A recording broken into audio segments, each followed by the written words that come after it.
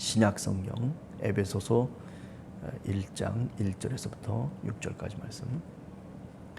하나님의 뜻으로 말미암아 그리스도 예수의 사도된 바울은 에베소에 있는 성도들과 그리스도 예수 안에 있는 신실한 자들에게 편지하노니, 하나님 우리 아버지와 주 예수 그리스도로부터 은혜와 평강이 너에게 있을지어다. 찬송하리로다. 하나님 곧 우리 주 예수 그리스도의 아버지께서 그리스도 안에서 하늘에 속한 모든 신령한 복을 우리에게 주시되, 곧 창세전에 그리스도 안에서 우리를 택하사 우리로 사랑 안에서 그 앞에 거룩하고 흠이 없게 하시려고 그 기쁘신 뜻대로 우리를 예정하사 예수 그리스도로 말미암아 자기의 아들들이 되게 하셨으니, 이는 그가 사랑하시는 자 안에서 우리에게 거저 주시는 바 그의 은혜의 영광을 찬송하게 하려는 것이라. 아멘. 에베소서, 빌립보서, 또 골로새서, 빌레몬서, 이 네 가지 서신을 보통 이제 바울의 옥중 서신으로 얘기를 하고 있습니다. 자, 여하튼 오늘 1장 1절에서부터 6절까지 읽었는데, 이 내용 가운데는 수많은 신학적인 주제들이 나오고 있습니다. 우선 첫 번째, 우리가 1장 1절에 보면 하나님의 뜻으로 말미암아, 하나님의 복음이라고도 얘기할 수 있겠죠. 예수 그리스도, 그분이 바로 하나님의 복음이고 하나님이 부르셨다라고 하는 거죠. 부활하신 그리스도가 다메섹 도상에서 사도 바울을 불렀다. 그래서 그 부름의 내용이 뭐냐면 바로 이방인의 사도로 불렀다라고, 그렇게 우리가 사도행전을 통해서 잘 알고 있습니다. 하나님의 부르심을 받았다라고 하는 것은 어찌 보면 굉장한 자기 모순이 아닐까라는 생각도 해봐요. 사도 바울의 예를 들어보면 사도행전에서 다메섹 도상으로 길을 가고 있을 그때의 부활의 주님이 나타나지 않습니까? 계시의 사건이 일어나거든요. 복음이 그에게 들리기 시작하거든요. 하나님의 부르심을 받게 되거든요. 그 다메섹 도상으로 가는 그 목적이 뭐였습니까? 우리가 잘 알듯이 교회를 핍박하기 위해서, 그죠? 교회의 소식, 그 복음의 소식 선포하고 있는 그곳으로 그 사람들을 잡기 위해서, 그 사람들을 체포하기 위해서 그 자신은 가고 있는 상황이었단 말이죠. 그런데 하나님이 그때 불렀다는 거예요. 참 묘한 얘기 아니겠습니까? 예. 그래서 칼바르트라고 하는 유명한 신학자는 이 부르심의 사건이라고 하는 것이 결국 자기 모순이다, 이렇게 얘기를 합니다. 사도 바울의 예나 우리들의 예나 마찬가지죠. 우리들도 사도 바울처럼 사실 예수 그리스도의 부르심 이전에는 우리 뜻대로, 우리 마음대로 살아가던 사람이에요. 내가 세워놓은 그 목적을 따라서 살아갔던 사람들입니다. 그렇죠? 그런데 하나님이 우리를 부르신 거죠. 아니, 부활의 주님이 우리를 찾아오시고 계시의 사건이 일어난 겁니다. 하나님이 우리를 불렀다라고 하는 것도 굉장한 사건입니다. 사도 바울의 부르심의 사건이나 우리들을 하나님이 부른 사건이나 다를 게 뭐가 없겠습니까? 진배 없는 거죠, 사실은요.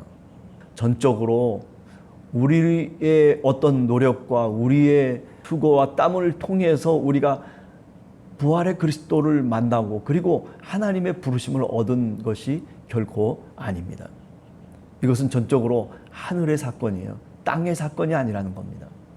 저 하늘로부터, 그죠? 우리들에게만 임한 은혜의 사건이라고 하는 것을 우리가 다시금 고백해야 된다라고 하는 겁니다.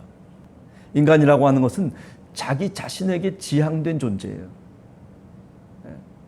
자기 자신만을 생각하고 자기 자신의 목적과 의미를 생각하고 땅을 바라보면서 땅 속에서 뭔가 의미를 찾아내려고 하는 존재가 바로 우리 인간이다, 이렇게 얘기할 수 있는 거죠.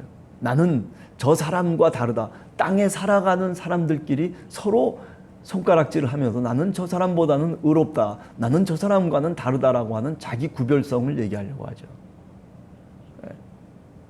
사실 바울이라고 하는 사람이 여러분들도 잘 아시는 것처럼 바리새파 사람이에요. 이 바리새라고 하는 게 뭐냐면 구별됐다라고 하는 뜻이거든요. 다메섹 도상을 가면서 교회를 핍박하는 그 모습은 자기 스스로 의를 나타내는 모습이었다라고 그렇게 말씀드릴 수가 있는 겁니다.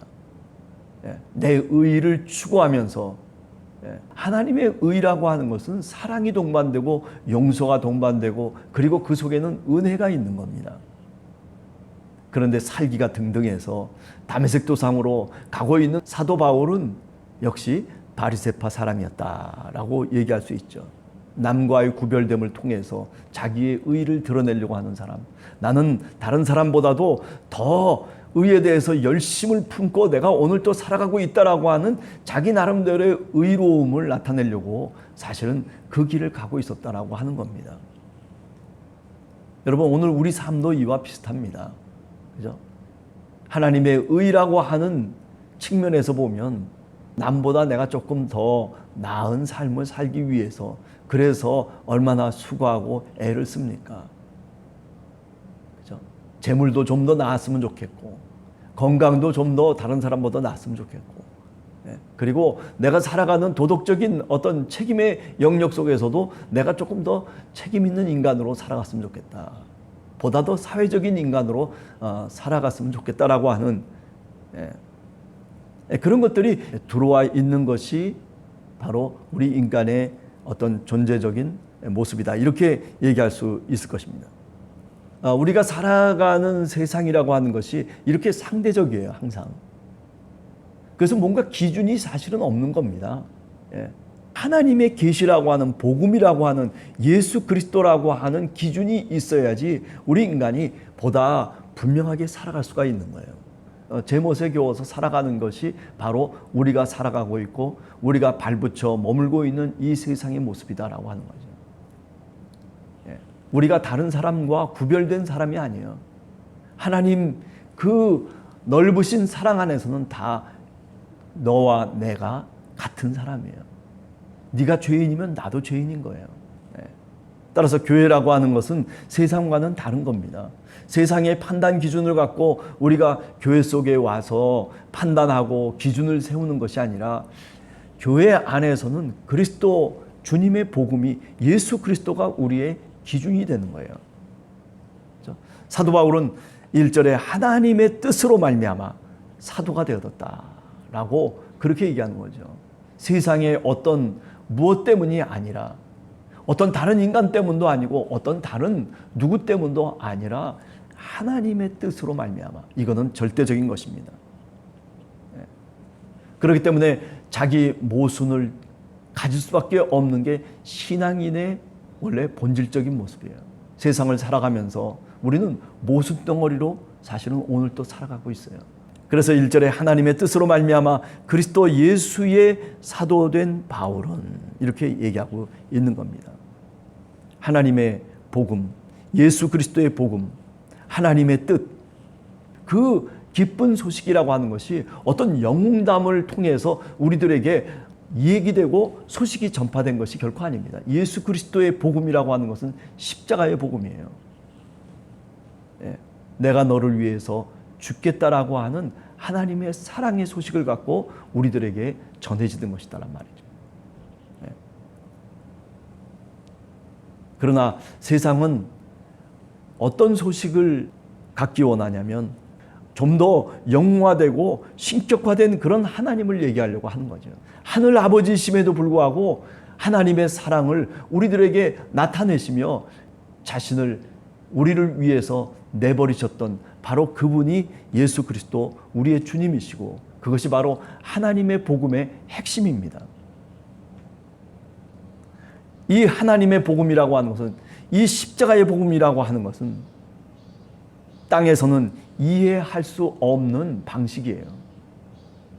그래서 오늘 또 예수 그리스도를 믿기가 왜 힘듭니까?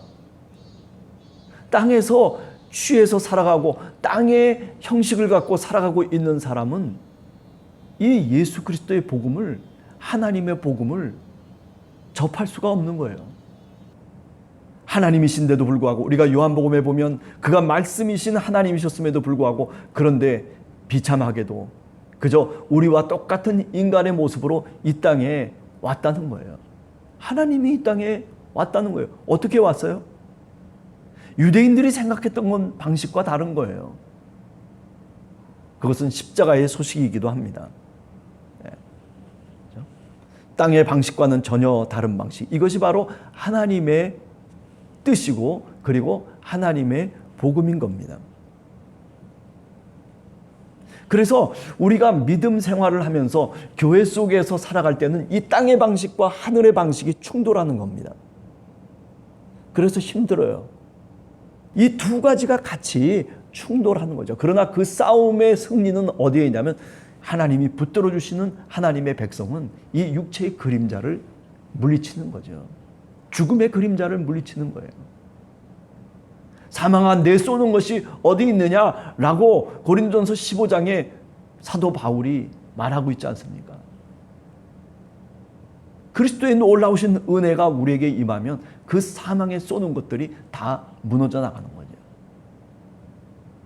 하나님의 복음이라고 하는 것은요, 그런 경험을 우리들에게 가져다 주는 거예요. 이것은 영적인 경험이고 하늘의 경험인 겁니다.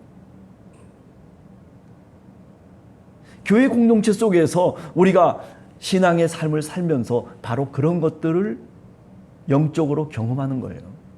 내가 무너지고 세상의 어떤 그런 방식이 내 삶 속에서 무너져 내리는 것을 내 스스로 경험할 수 있는 것이 바로 이것이 신앙의 경험이라고 얘기할 수 있죠. 무슨 기도를 해가지고 대단한 기도의 성취가 이루어지는 것이 그게 무슨 마치 정말 복음의 능력을 받은 것처럼 그렇게 생각하는 사람들은요, 땅의 방식으로 살아가는 그런 모습이에요. 그러니까 우리가 얼마나 신앙이라고 하는 것이 지금 역설적으로 얘기하면 잘못된 신앙, 거짓된 신앙 속에서 우리가 오늘 또 살아가고 있는지를 우리는 분명히 알아야 됩니다.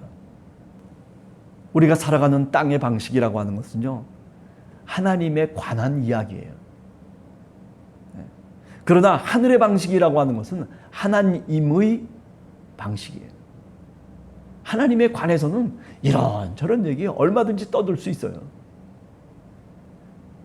하나님에 관한 소식이 아니고 하나님의 뜻으로 말미암아 예수 그리스도를 통해서 우리에게 주어진 복음의 메시지는 뭐냐면은 하나님에 관한 것이 아니고 하나님의 복음인 겁니다.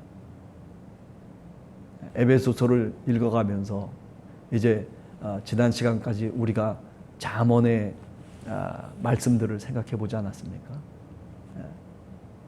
세상 속에서 어떻게 살아갈까라고 하는 그런 세상의 처세술 또는 지혜, 하나님의 뜻을 어떻게 이 세상 속에서 우리가 체득하고 실행하면서 살아갈까를 얘기했다면 이제는 조금 더 고차원적인 얘기들이 이제 나오기 시작하는 거죠. 이제 에베소서를 쭉 시작하면서 그래요. 우리가 하나님의 부르심을 받은 주님의 백성으로서 우리는 어떤 부르심을 받았고 그리고 어떤 하나님의 자녀로 살아가야 되는지에 대해서 보다 더 본질적인 얘기들을 이제 에베소서를 읽어가면서 하나 둘씩 우리가 은혜를 나누려고 합니다.